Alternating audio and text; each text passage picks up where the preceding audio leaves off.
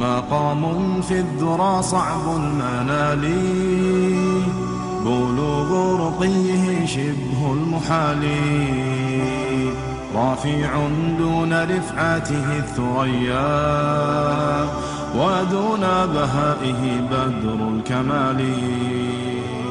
مقام في الذرى صعب المنال، بلوغ رقيه شبه المحال، رافع دون رفعته الثريا، ودون بهائه بدر الكمال.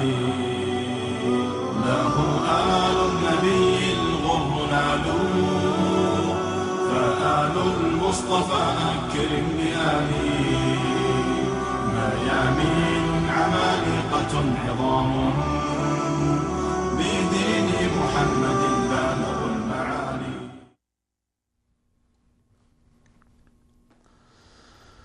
الحمد لله والصلاة والسلام على رسوله محمد وعلى آله وأصحابه ومن والاه. أما بعد، قال الله تبارك وتعالى في القرآن العظيم: فأعوذ بالله من الشيطان الرجيم: والسابقون الأولون من المهاجرين والأنصار والذين اتبعوهم بإحسان رضي الله عنهم ورضوا عنه. الآية. صدق الله العظيم.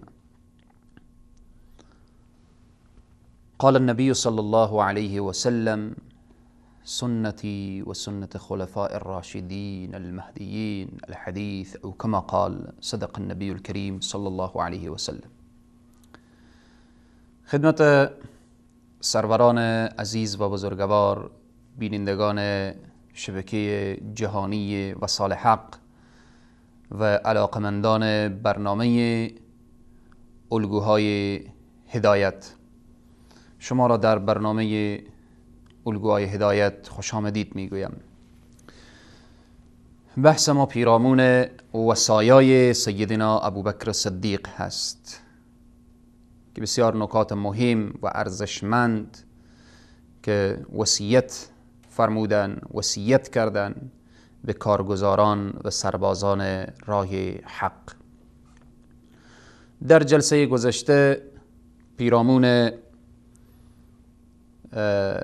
4 وصیت که ارتباط به پست ها و منصب ها و ارتباط به تقوا و خدا ترسی، ارتباط به پرهیز از تعصب قوم و قومگرایی و ارتباط به این که شعار کم باشه و عمل زیاد، اشاره مختصر نمودیم. 5 از وصایای سیدنا ابوبکر صدیق می‌فرمایند اگر مسئولان شایسته باشند و بر رفع عیوب و کاستی های خود بپردازند، نتیجه چی می شود؟ سبب اصلاح و بهبود عملکرد مردم می شود.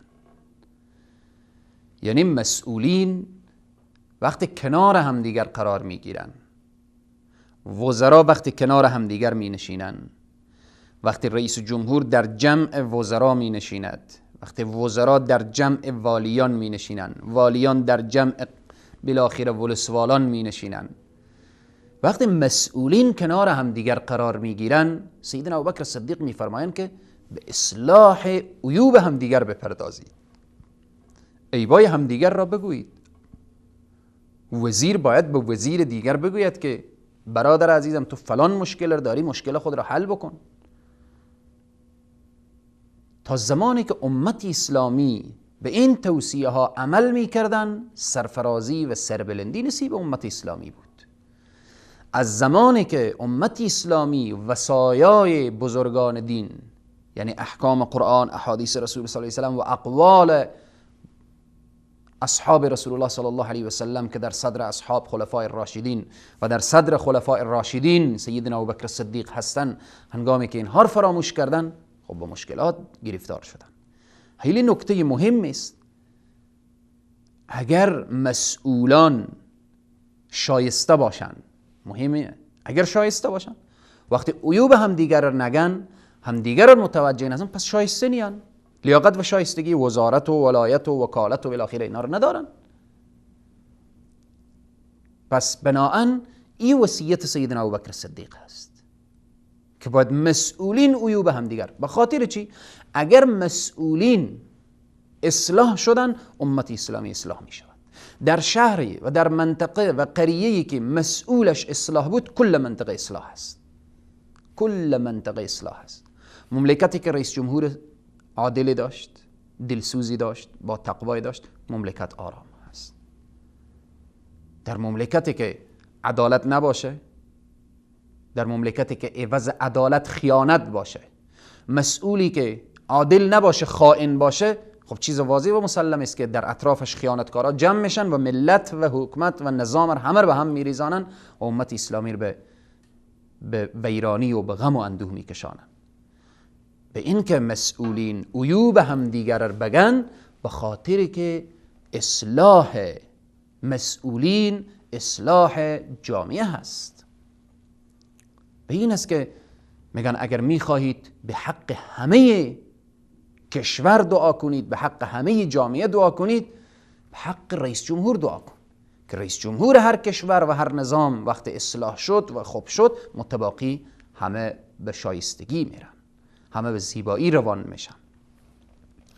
ششم، سیدنا ابوبکر صدیق میفرمایند نمازهایتان را در وقت، نمازهایتان را درست و کامل ادا نمایید. چرا سیدنا ابوبکر صدیق بیشتر تأکیدشان بر نماز بود؟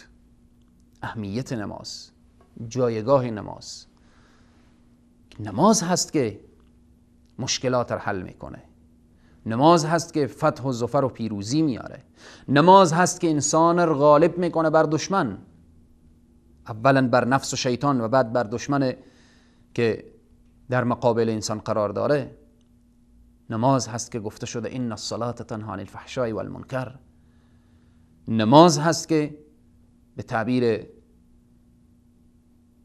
یکی از عرفا که میفرماید نقش معکوسی نگین از سجده میگردد درست، سرنوشت واژگون را راست میسازد نماز. نماز خیلی مهم عزیزان. سیدنا ابوبکر صدیق رضی الله عنه اشاره میکنن و میفرمایند که نمازهایتان را درست و کامل در وقتش ادا نمایید که مشکلاتتان را حل میکنه. استعینوا بالصبر والصلاة. با مشکل خوردید نماز بخوان، استعانت و کمک از الله سبحانه و تعالی بخوا. نماز هست که تو همه را پشت سر میگذاری و میگی الله اکبر، خدا بزرگ است، الله بزرگ است. پس این توصیه های سیدنا ابوبکر صدیق که توصیه میکنن، نه تنها اینها را برای سربازان و برای مسئولینی که زیر دست اینا بودن تنها نگفتن، این وصایا تا به قیام قیامت برای تمام امت اسلامی، هر انسانی که میخواهد به فوز و فلاح و رستگاری برسد، باید وصایای این بزرگان خصوصا سیدنا ابوبکر صدیق را باید متوجه شود، مطالعه کند، تحقیق کند تا اینکه از منجلاب و بدبختی نجات پیدا کند. هفتم، سیدنا ابوبکر صدیق میفرمایند استقبال محترمانه از قاصدان دشمن از اینا داشته باشی. از طرف دشمن قاصدی میآیه، نامه‌ای میاره، پیکی میاره، خبری میاره، بالاخره یعنی سفیر دشمن وقتی میآیه از این استقبال درستی داشته باشید، ظلم نکنید، احترام داشته باشید و خلاصه تا اینکه به ارزش‌های اسلامی دشمن پی ببره. ببینید این سیاست و این درایت و این فکر که سیدنا ابوبکر صدیق رضی الله عنه دارن که وقتی که نماینده دشمن میآیه، قاصدی از طرف دشمن میآیه، پیکی از طرف دشمن میآیه و بالاخره شما متوجه باشید که او را آزار ندهید. بر علاوه که آزار نمیدهید متوجه باشید که احترامش را درست و صحیح داشته باشید تا اینکه او ارزش‌های اسلامی رو بفهمه و ارزش‌های اسلامی رو بدانه. این از وصایا و توصیه سیدنا ابوبکر صدیق هست.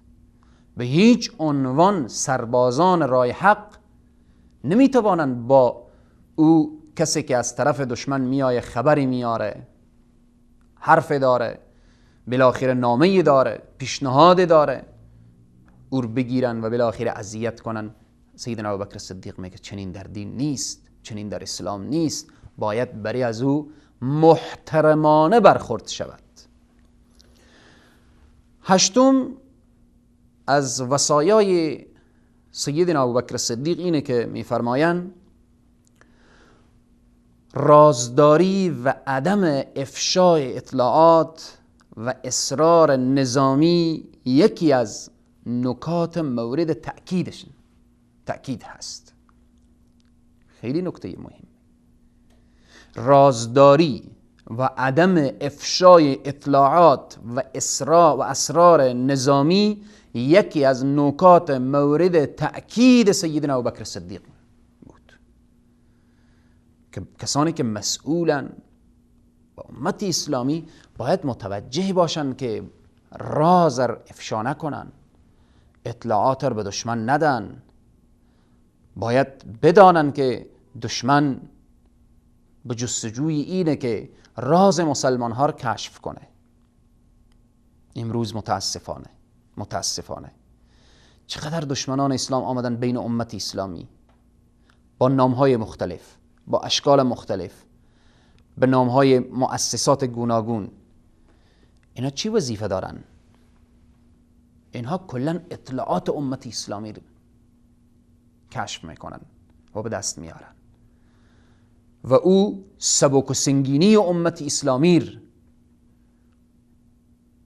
مطالعه میکنن و تحقیق میکنن و چی بسا مسلمان های بدبخت از خدا بیخبری هم با اونا همکاری میکنن، اطلاع میدن اینجا مسلمان ها چنین ضعف دارن، اینجا مسلمان ها چنین قوت دارن، اینجا مسلمان ها چنین گنج دارن، اینجا مسلمان ها چنین. بالاخره کل اسرار مسلمان ها انسان های بدبخت و شقی برای دشمن امروز افشا میکنن و چون دشمن از همه چیز امت اسلامی امروز که واقف شده، از کجا میدانه؟ از اثر همین بعضی از مؤسسات و برنامه هایی است که بین امت اسلامی اینا به خاطر چیست؟ به خاطر کشف اطلاعات و اسرار امت اسلامی. سیدنا ابوبکر صدیق تأکید میکنن از جمله موضوعات و نکاتی که مورد تأکید سیدنا ابوبکر صدیق بود این بود که رازداری و عدم افشای اطلاعات و اسرار نظامی. راز مسلمان ها باید افشا نشه، اسرار مسلمان ها باید پیش خود مسلمان ها باشه، باید دشمن نفهمه و ندانه، خصوصا در بین مسئولین، در بین سربازان راه حق، در بین لشکر و صفوف امت اسلامی. دشمن باید ندانه و نفهمه که سرباز از کجا آمد، کجا رفت و بالاخره. ما امروز متاسفانه سرنوشت سربازان امت اسلامی رو امروز دشمن رقم میزنه. امروز لشکرهای امت اسلامی و سربازان امت اسلامی امروز دشمن متاسفانه به بسیاری از جاها تمویل میکنه. اینجاست که بدبختی امت اسلامی شده. پس باید که این صدا و این ندا به گوش مسئولین رسید، به گوش اونهایی که فریاد میزنن که ما ابوبکر صدیق را دوست داریم، سید ما هست، مولای ما هست. گوش کنن که سیدنا ابوبکر صدیق چی میفرماید. میگه راز خود را و اطلاعاتی که دارید، اسرار خود را به کس نگویید. انشاءالله متباقی وصایای سیدنا ابوبکر صدیق، ادامه وصایای سیدنا ابوبکر صدیق بعد از یک میان برنامه انشاءالله در خدمت خواهیم بود. تنصروه فقد نصره الله إذ أخرجه الذين كفروا ثاني اثنين إذ هما في الغار إذ يقول لصاحبه لا تحزن إن الله في الغار إذ يقول لصاحبه لا تحزن إن الله يقول لصاحبه لا تحزن إن الله معنا إن الله معنا. اگر پیامبر را یاری نکنید در حقیقت الله او را یاری کرد. آنگاه که کافران در حالی که یکی از دو تن بود از مکه بیرونش کردند، هنگامی که آن دو یعنی رسول الله و ابوبکر صدیق در غار بودند. آنگاه که پیامبر خطاب به رفیقش ابوبکر می‌فرمود اندوهگین مباش، بیگمان الله با ماست. درود و سلام بر ابوبکر صدیق یار رسول الله صلی الله علیه و آله و سلم در سفر سرنوشت ساز هجرت. مجددا خدمت همه عزیزان السلام علیکم و رحمت الله تعالی و برکاته. قبل از میان برنامه ارتباط به وصایای سیدنا ابوبکر صدیق اشاره فرمودیم که ارتباط به مسئولان شایسته باید به عیوب همدیگر بپردازند تا اصلاح شوند و اصلاح اونها سبب اصلاح جامعه می شود. وصیت دیگر که وصیت ششم بود، فرمودن نمازهایتان را درست و کامل ادا نمایید که نماز مشکلات را حل می کند. هفتم استقبال محترمانه از قاصدان دشمن تا اینکه دشمن به ارزش‌های اسلامی پی ببرد. هشتم رازداری و عدم افشای اطلاعات و اسرار نظامی یکی از نکات مورد تأکید حضرت سیدنا ابوبکر صدیق بود. نهم از جمله وصایای سیدنا ابوبکر صدیق این است که فرمودن انسان فرزانه، انسانی که او ذکیه و انسان واقعا انسان فرزانه و انسان که الله سبحانه و تعالی برای از او لطف خاصی میکنه، میفرمایند انسان فرزانه با دگرگونی اوضاع دست پاچه نمی شود. خیلی مسئله مهمی، مانند کوه ثابت است. انسان فرزانه وقت مصائب و مشکلات سر راهش آمد دست و پاچه نمی شود، پریشان نمی شود، هراسان نمی شود. بناهن سر راه امت اسلامی، سر راه سربازان راه حق مشکلات می آید. دشمن هست، دشمن در کمین بوده، در کمین هست، در کمین خواهد بود. از صدر اسلام حق و باطل با همدیگر مبارزه کردن، مبارزه میکنن و مبارزه خواهند کرد تا به قیام قیامت. پس وقتی که مشکلات سر راه سربازان راه حق بیایه و او انسانهای فرزانه دست پاچه نمی شوند. این درس برای مسئولین هست، برای سربازان راه حق هست، برای داعیان الی الله هست. و مجردی که مشکلاتی آمد نباید دست پاچه شد، نباید همه چیز را فراموش کرد، نباید وحشت زده شد. پس این خیلی نکته مهم است. اشاره میکنه انسان فرزانه. انسان فرزانه کیست؟ کسیه که با دیگرگونی اوضاع دست و پاچه نمی شود. پس خصوصا در شرایط امروزی این توصیه برای داعیان الی الله است. اگر کسی به خاطر دین الله سبحانه و تعالی اسیر می شود، تبعید می شود، به زندان می افتد و بالاخره مشکلات گوناگونی سر راهش می آید، هیچ وضعیت خود از دست نمی دهد، چون می داند که در هر جایی که باشد الله سبحانه و تعالی با اوست. چون خداوند با انسانهای مؤمن، انسانهای متقی، انسانهای پرهیزگار، انسانی که با خدا ارتباط داشته باشه هیچ وقت پریشان نمی شود.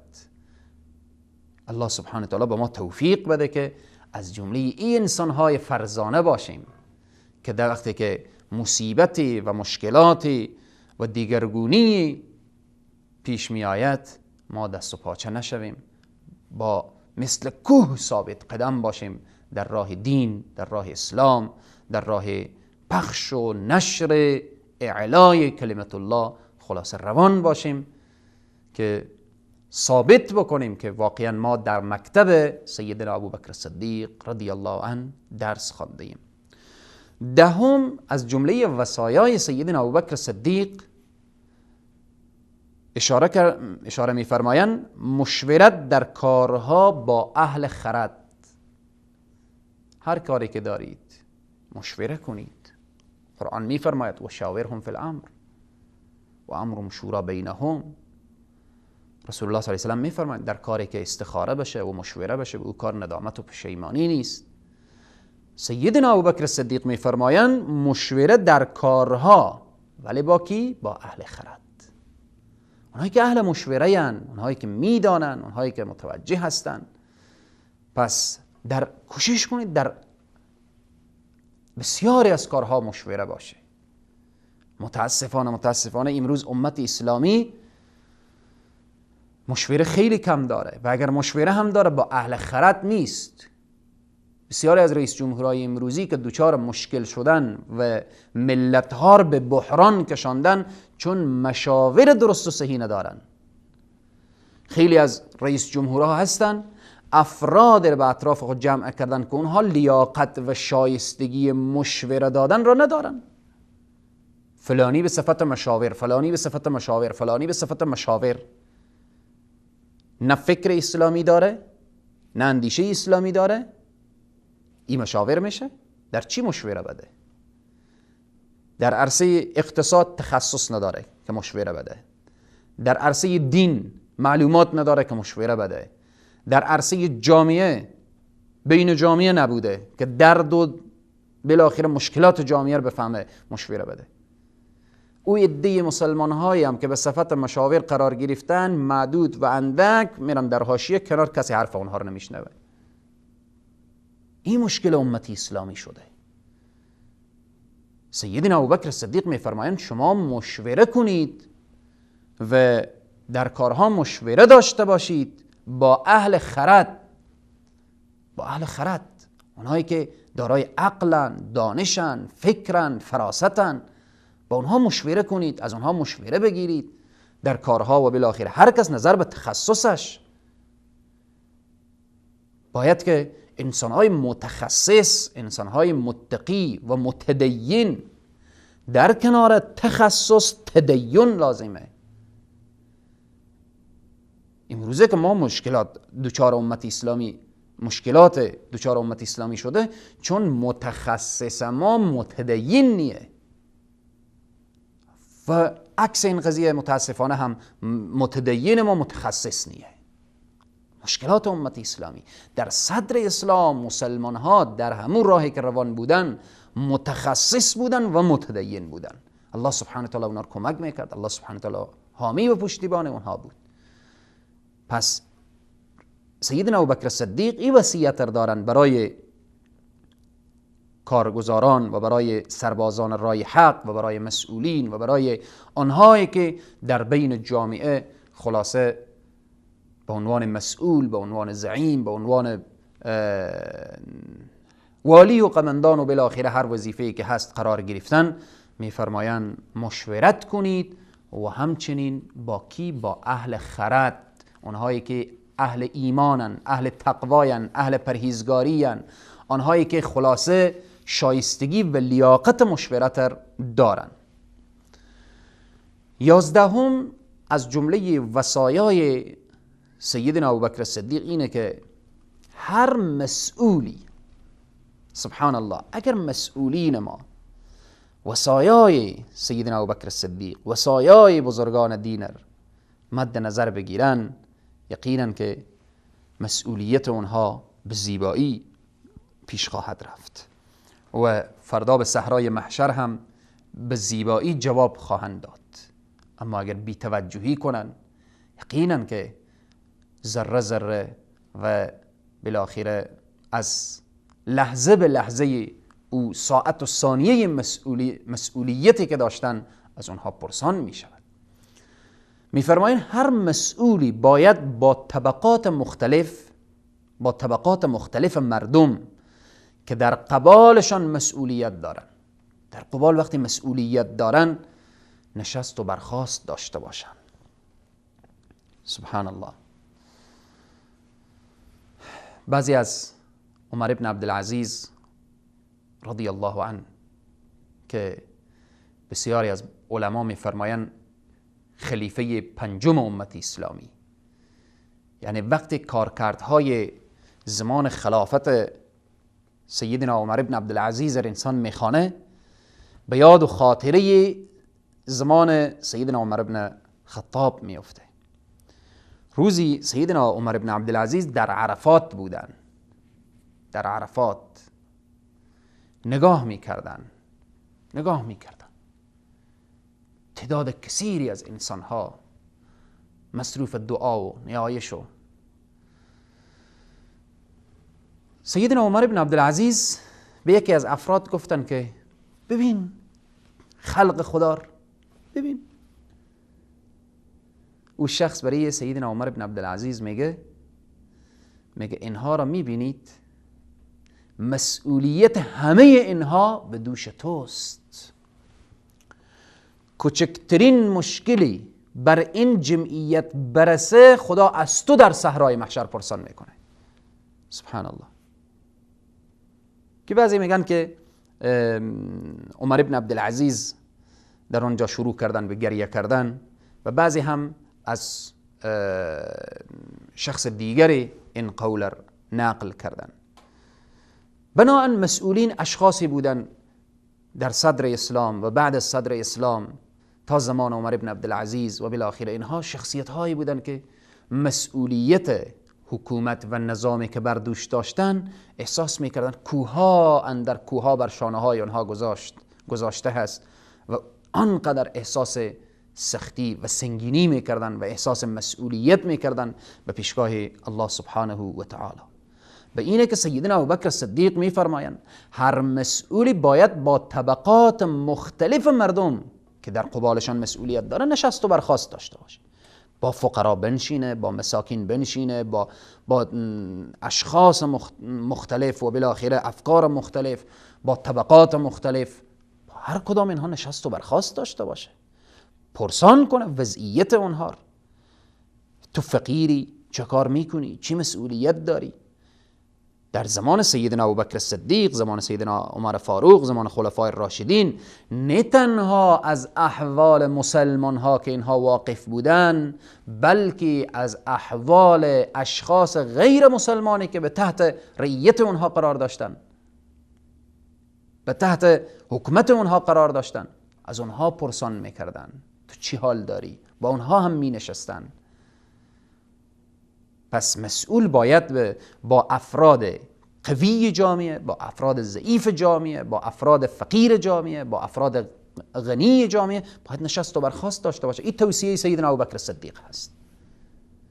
امروز که امت اسلامی خراب شده، 10 نفر میرن نمایندگی از کل ملت میکنن پیش رئیس جمهور و پیش وزیر و پیش فلان و پیش فلان، و او رئیس جمهور و او ولی و او وزیر هم پرسان نمیکنه که آیا اینها واقعیت رو میگن یا نه خیر. پس این توصیه بسیار مهم سیدنا ابوبکر صدیق برای مسئولین، برای امت اسلامی، برای سربازان راه حق، که هر مسئولی باید با طبقات مختلفی که در قبالشان مسئولیت داره نشست و برخاست کنه و احوال اونها جویا بشه. وقت ما رو به اخیر رسید، انشاءالله ادامه وصایای سیدنا ابوبکر صدیق در جلسه بعدی بیان میکنیم که باید از یکایک این وصایا ما درس بگیریم. وقتی که از این وصایا ما درس گرفتیم و اینها را سرمشق زندگی خود قرار دادیم، فوز و فلاح و رستگاری و تعالی و ترقی، پس به سوی امت اسلامی و به سوی ما برمیگرده. الله سبحانه و تعالی بر ما توفیق بده که ما وصایای این بزرگان، خصوصا وصایای سیدنا ابوبکر صدیق، سر مشق و سر لوحه زندگی خود قرار بدیم. تا برنامه بعدی، الله سبحانه و تعالی حافظ و نگهدار همه شما را به خداوند کریم و رحیم می سپارم. و السلام علیکم و رحمت الله و برکاته.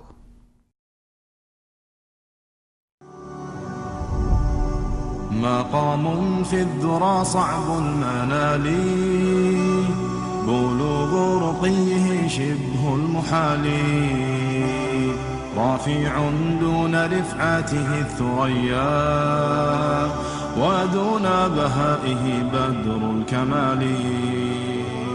مقام في الذرى صعب المنال، بلوغ رقيه شبه المحال، رافع دون رفعته الثريا، ودون بهائه بدر الكمال. له